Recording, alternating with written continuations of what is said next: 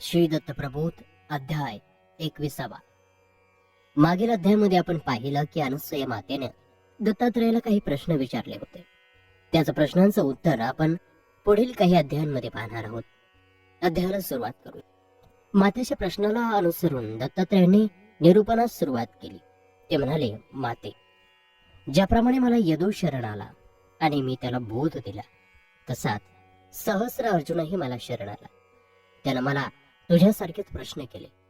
त्याची ती जिज्ञासा, औत्सुक्य पाहून मला अतिशय आनंद झाला आणि मी त्याला बोध दिला. तुझ्यासारखे आणि सहस्र अर्जुनासारखेच प्रश्न माता उमेला पडले आणि विनम्र भावानं ते तिनं सांब सदाशिवाला विचारले. सांब सदाशिवानं तिला सहज सुलभ अशा रीतीनं समजतील अशा रूपात उत्तरं दिली.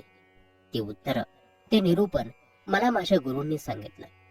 मला समजल्यावर मी माझा भक्त सहस्र अर्जुन याला ते सांगितलं व आता तुला सांगतो आहे, ते तू ऐक.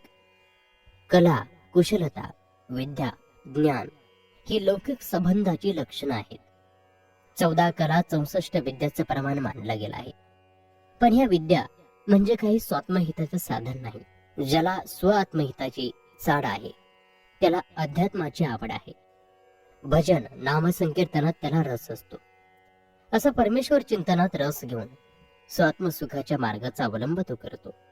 त्याला स्वहित प्राप्तीचा आनंद मिळतो.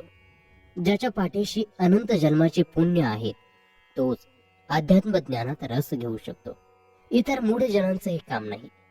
बगड्याला जशी ताटलीत ठेवलेली खीर खाता येत नाही, त्या खिरीपासून तो वंचित राहतो, तसंच मूढ जनांना अध्यात्म विद्येपासून वंचित राहावं लागतं.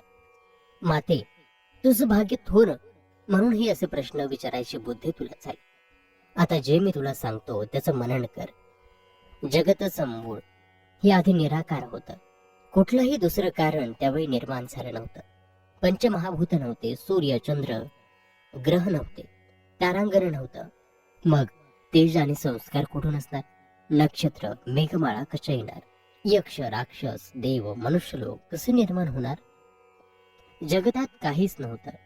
कशाचंच अस्तित्व नव्हतं. तीर्थ नव्हती, देव नव्हते, वृक्ष, पर्वत, सागर, सरिता हे शब्द देखील माहीत नव्हते. प्रत्यक्ष ब्रह्मा, विष्णू आणि महेश्वर हे देखील नव्हते. वेदशास्त्रही नव्हतं. कोणताच आकार बिकार या जगतलावर जन्माला आला नव्हता आणि म्हणूनच हे सारं निराकार होतं असं म्हटलं आहे. सर्व भूतल शून्य निराकार होतं म्हटल्यावर मन, बुद्धी, चित्त यांचं अस्तित्व असण्याची सुतरामही शक्यता नव्हती. सर्वप्रथम या निराकारापासून शून्य तयार झालं. या शून्यातून ब्रह्म उपजलं, साकारलं. या शून्य ब्रह्मापासून आकाश अवतरलं. आकाशानं वायूला जन्म घातला. पवनानं म्हणजेच वाऱ्यानं तेजाला निर्माण केलं. तेजापासून पाणी उत्पन्न झालं आणि पाण्यामुळे भूमी अशी पंचमहाभूत आकारास आली. एकापासून एक जन्माला आली आणि पंचमहाभूत एकवटून हे भूतसृष्टी अवतरली.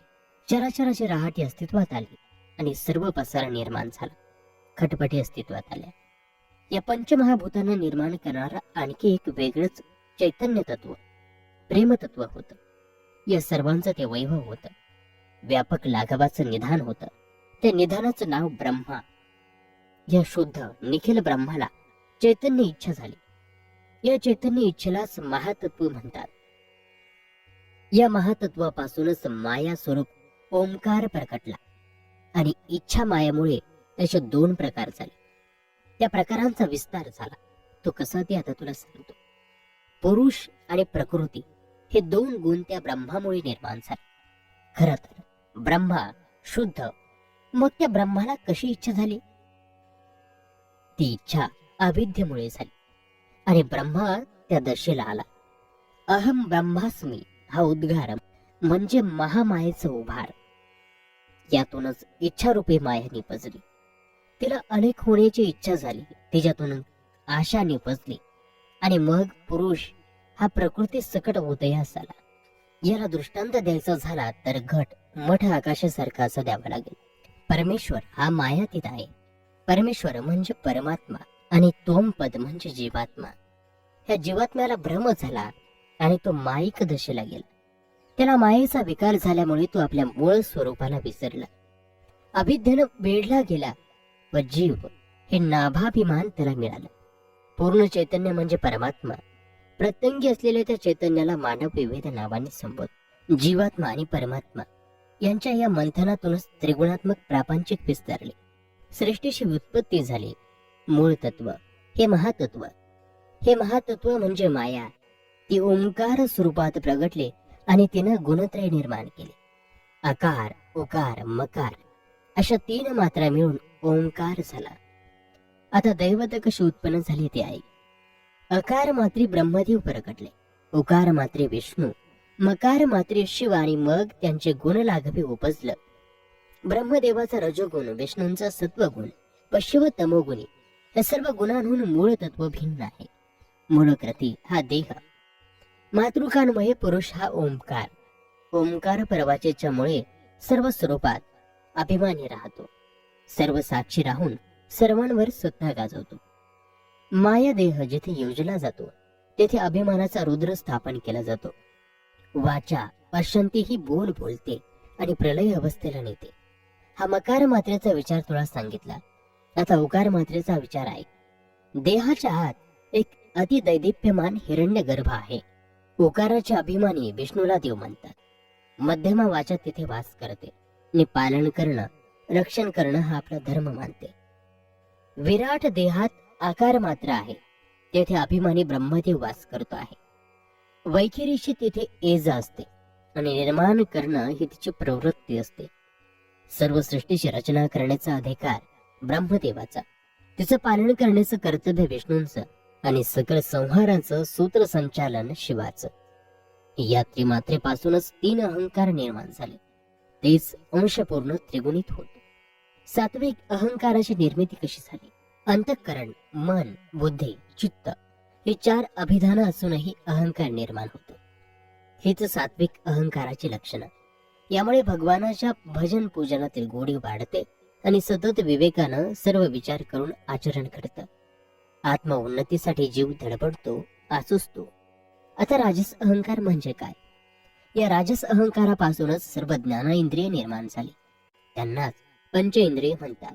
हे पंचेंद्रिय म्हणजे श्रवण, घ्राण, नयन, रसना आणि त्वक या ज्ञानेंद्रियाबरोबरच तन्मात्राही निपजली. त्या म्हणजे शब्द, स्पर्श, रूप, रस, गंध अनुभवण्याची क्षमता. या तन्मात्रा 5 आहेत. आता कर्मेंद्रियाची खूण सांगतो. वाचा, हात, पाय, उपस्थ आणि गुद हे 5 इंद्रिय. हे इंद्रिय कर्मेंद्रिय. ही आपापले कार्य करतात आणि इंद्रिय व्यापार व्यवस्थित चालवतात. ज्ञानेंद्रिय ज्ञानाचं आकलन करून घेतात आणि त्यानुरूप सुख दुःख भोगतात. तामस अहंकारापासून आकाश निर्माण झालं. आकाशापासून पवन, पवनापासून तेज हे वगैरे मी पूर्वीच सांगितलं. आणि ही पंचमहाभूत शून्यातून निर्माण झाली आणि शून्यानंच शून्य झालं आणि ते चैतन्य रूपात साकारलं. त्याचं इच्छा रूपात स्फुरण होतात मायामोहाच्या रूपात तत्व प्रगटलं आणि त्याच्या प्रखर अर्धमात्रेचा ओंकार झाला. आणि त्या ओंकारातून त्रिमात्रिक अक्षराचा जन्म झाला आणि त्याचे विविध स्वरूपी 3 गुण प्रकटले. ते गुण म्हणजे उद्भव, स्थिती, प्रलय. या 3 गुणांचे कार्य अनुक्रमे ब्रह्मा, विष्णू आणि महेश यांच्या हातात दिलेलं. वाढवण्याचा गुण वेगळ्याला दिलेला. या त्रिमात्रिक 3 गुणातून 3 अहंकार निर्माण झाले. या 3 अहंकारातून वस्तुलक्षण वेगळंच आहे. सात्विक अहंकारापासून सात्विक अंतःकरण पंचक निर्माण झालं. राजसापासून त्रिपंचक निर्माण झालं. म्हणजे कर्मेंद्रिय, ज्ञानेंद्रिय आणि तन्मात्रा उद्भवली व तामसी अहंकारानं पंचमहाभूत प्रसवले.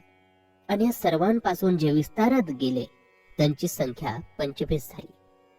आता या 25चे प्रकार आणि गुणविचार सविस्तर स्वरूपात आपण पुढील अध्यायामध्ये पाहूया. आणि याचबरोबर श्री दत्त प्रबोध ग्रंथातील हा 21वा अध्याय या ठिकाणी समाप्त होत आहे. पुढील अध्यायामध्ये ब्रह्मांडाची कथा आहे, तेव्हा तो अध्याय पाहायला विसरू नका. आपल्या